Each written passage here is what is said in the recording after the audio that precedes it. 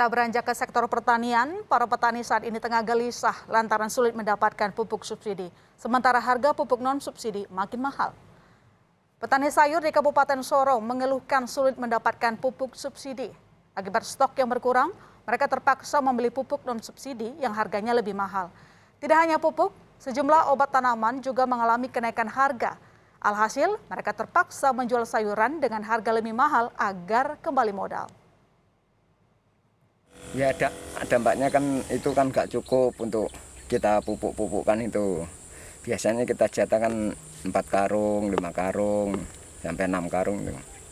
Itu biasanya kurang. Petani jagung di Kediri juga terpaksa beli pupuk non-subsidi karena sulit mendapatkan pupuk subsidi. Menghindari gagal panen, petani Kediri terpaksa membeli pupuk non-subsidi yang harganya sampai Rp300.000 per sak 50 kg. Nggak beri lain, nanti tanamannya ya jelek. Itu semua beli non subsidi. Kalau enggak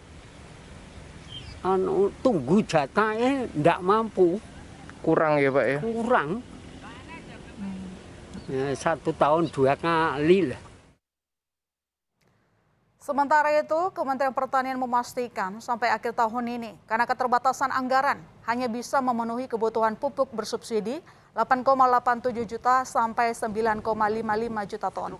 Angka ini jauh dari kebutuhan pupuk yang mencapai 22,57 juta ton sampai 26,18 juta ton. Memastikan penyaluran tepat sasaran, Kementan memperbaiki basis pendataan serta verifikasi berjenjang tingkat kabupaten, provinsi, dan pusat, serta evaluasi penyaluran pupuk bersubsidi. Penyaluran yang tepat sasaran, kami telah mengembangkan satu sistem aplikasi Iperpal yang menghimpun data transaksi secara online berbasis RDKK. Nah, tim Perpal kecamatan kita ini melakukan verifikasi dan validasi penyaluran pupuk bersubsidi dari kios ke petani melalui sistem Iperpal. Selanjutnya dilakukan verifikasi berjenjang dari tingkat kabupaten ke provinsi lalu ke tingkat pusat. Ya saudara, masalah harga pupuk non-subsidi mahal bukan kali ini saja terjadi, sudah berulang. Bagaimana sebenarnya keadaan petani di lapangan, apalagi dengan terbatasnya jumlah pupuk subsidi?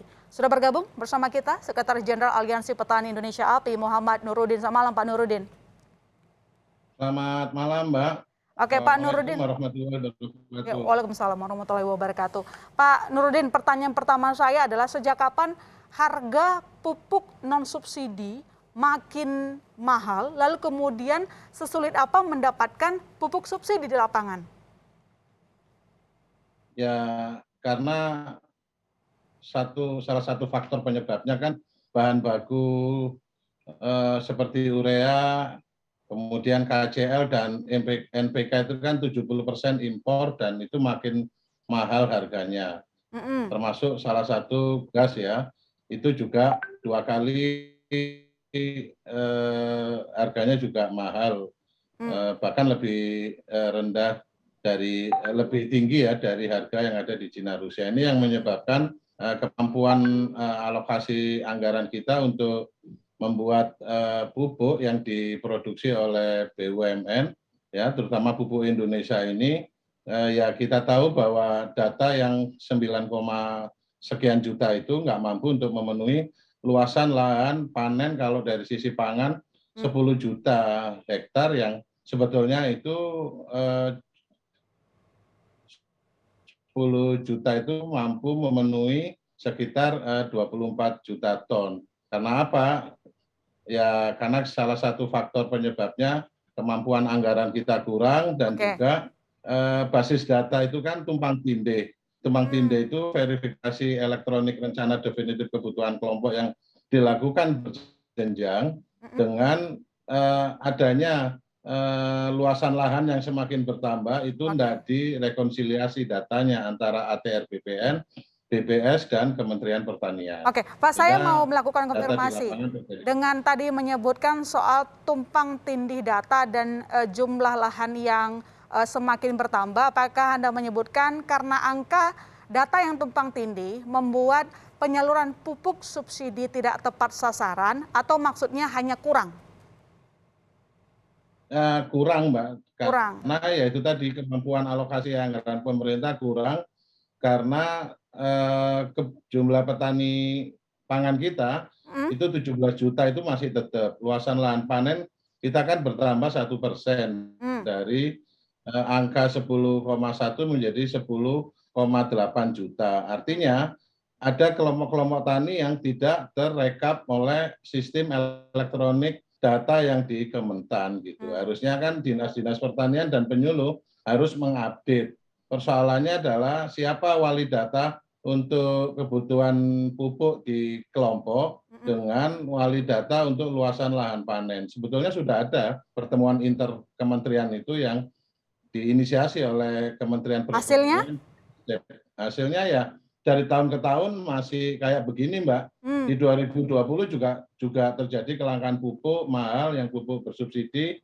Di 2021 menjelang musim tanam ini dengan adanya ancaman badai La Nina, pupuk juga semakin mahal. Ini kan memukul biaya-biaya produksi yang alokasi petani jadi ragu ya untuk menginvestasikan, dan penurunan jumlah produksi juga diperkirakan akan ada kekhawatiran kayak begitu. Oke, khusus tahun ini sebenarnya untuk pupuk non subsidi itu naiknya sejak kapan, Pak Nurudin?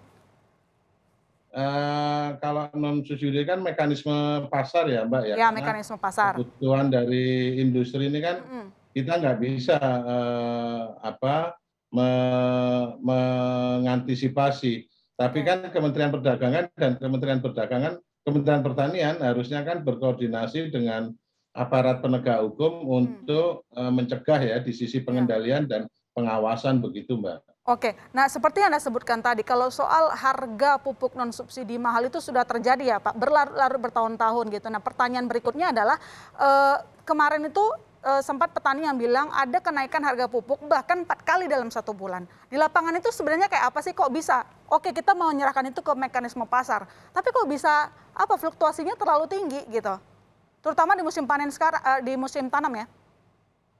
Iya, salah satunya ya saya sebutkan, kalau untuk wilayah-wilayah lahan pertanian yang berada di ujung jauh, di ujung desa yang jauh, itu ada kesepakatan antara pengecer untuk harga eceran 120.000 untuk urea, kemudian 125 untuk Ponska begitu, itu 5.000 itu untuk biaya transport dan itu ditanggung oleh kelompok-kelompok tani yang jauh dari main road ya, jalan desa. Itu yang apakah itu yang disebut dengan kenaikan harga pupuk? Karena sudah ada mekanisme kesepahaman dan memang ada daerah-daerah yang memang sangat mahal harganya. Di Pulau Madura itu Ponska sampai 150.000 pupuk yang bersubsidi. Kayak begitu, Mbak. Lantas apa harapannya terhadap regulator kalau memang tadi kan dengan keterbatasan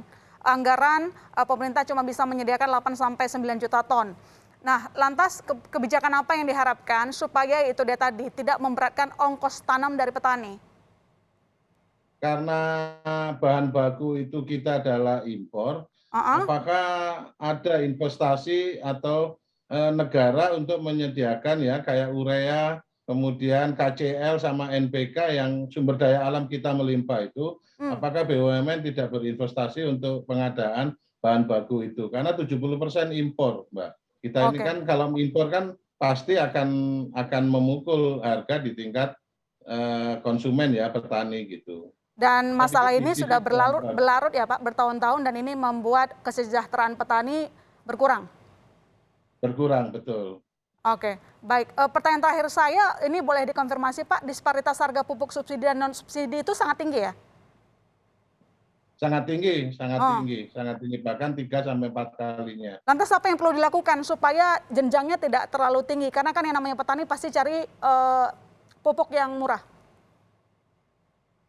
Ya, karena ini kan sudah karena ini kan monopoli ya.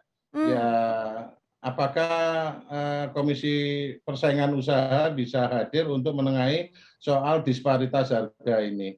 Kalau diserahkan mekanisme pasar kan akhirnya kan siapa yang memiliki kemampuan sumber daya keuangan itu yang dia bisa menimbun. Tapi harapan kami itu sebetulnya sudah diketahui pokok persoalan tentang disparitas itu. Oke. Monopoli itu akhirnya harus ditengahi di tengah-tengah itu supaya petani sebagai konsumen sekaligus produsen itu dapat diselamatkan gitu. Ya, harapan kita dapat segera selesai ya masalah yang sudah bertahun-tahun ini supaya kesejahteraan petani naik, ujung-ujungnya juga sumbangsi sektor pertanian ke ekonomi Indonesia juga bisa bertambah. Terima kasih Pak Nurudin telah bergabung di Berita Utama. Selamat malam, sehat-sehat selalu.